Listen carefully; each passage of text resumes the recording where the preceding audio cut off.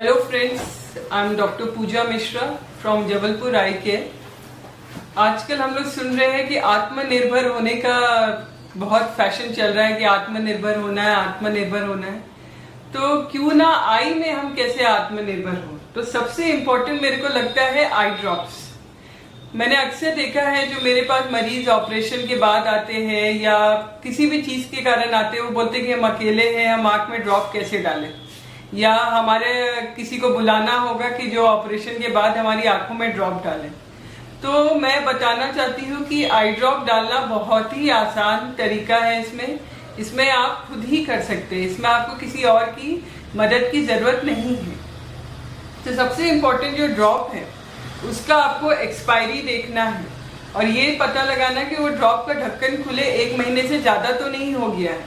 अगर ड्रॉप 1 महीने से ज्यादा से खुला है और उसको उपयोग में नहीं लाए हैं आप, तो उसको डिस्कार्ड कर देना है, उसको फेंक देना है। क्योंकि जो नमी उसके सतह पे रहती है उसमें बैक्टीरिया, फंगस, इसके ग्रोथ के चांसेस ज्यादा होते हैं। इसलिए अगर जो ड्रॉप 1 महीने से ज्यादा खुल गई है और उपयोग में नहीं आई है उसको डिस्कार्ड कर दीजिए। ठीक है। ड्रॉप खोलने के बाद सबसे पहले आई ड्रॉप यूज करने से पहले अपने हाथों को अच्छे से धो लें, अच्छे से साफ कर लें।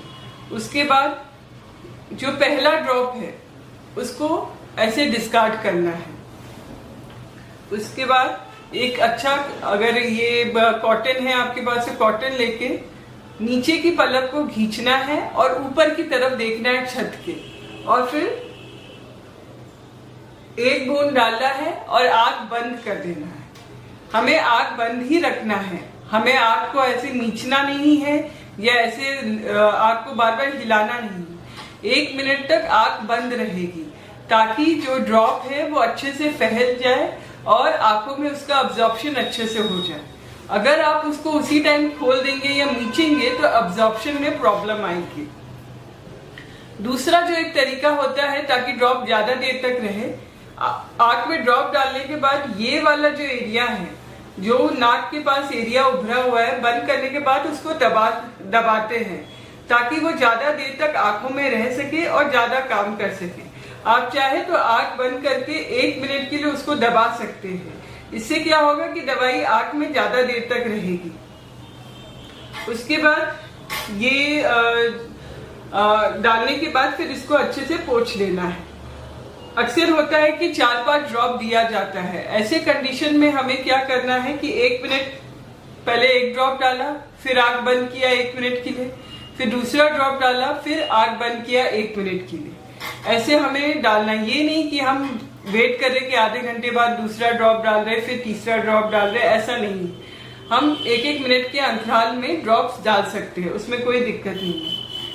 फिर दूसरी बात है कि जनरली जो ऑपरेटेड केसेस होते हैं या जो अल्सर केसेस होते हैं जिनकी आईज काफी पेनफुल होती है, ऐसे मरीज जो है वो चाहे तो किसी और का हेल्प ले सकते हैं। क्योंकि ऐसे मरीजों के लिए, जैसे जिनको कॉर्नियल अल्सर हुआ, ऐसे मरीजों के लिए खुद स्वयं आंख में ड्रॉप डालना बहुत मुश्किल होता है।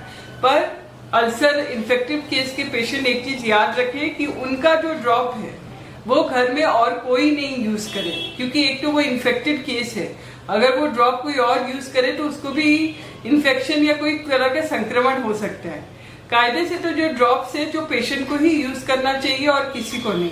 जो मोतियाबिंद के भी जो मरीज है वो चाहे तो पहले 2-3 दिन किसी और से डलवा सकते हैं, पर उसके बाद वो स्वयं ही डाल सकते हैं। क्योंकि आजकल फेको सर्जरी से किया जाता है ऑपरेशन, तो बहुत ही सूक्ष्म चीरे से किया जाता है जो जल्दी हील हो जाता है। तो ऐसे कोई घबराने की बात नहीं है।